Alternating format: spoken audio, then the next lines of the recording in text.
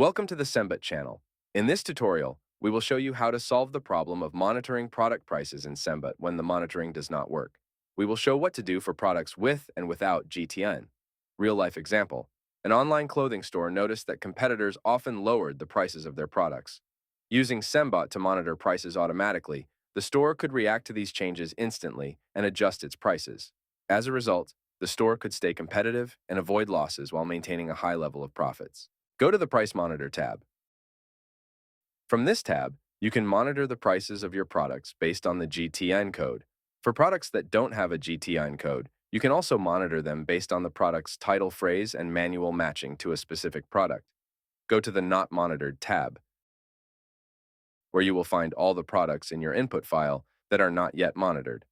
Click the Column Settings button and add a GTIN column. Then add products with GTIN and without GTIN to see how the system will behave in these two cases. Click the Monitor Selected button. Select the language and location, then click Submit. The products have been added to the Price Monitor. Go to the Monitored tab. New products will appear at the end of the list. Click the Column Settings button and add the GTIN code. The new products have a status of before downloading data. The data should appear the next day. On the other hand, the status for products without GTIN code is not match. What to do in this situation? Click on the cogwheel, then Match Product.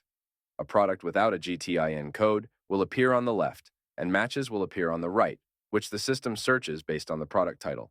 Match the product and click the Save Matched Product button. From the next day, the system will collect data on your manual mapping.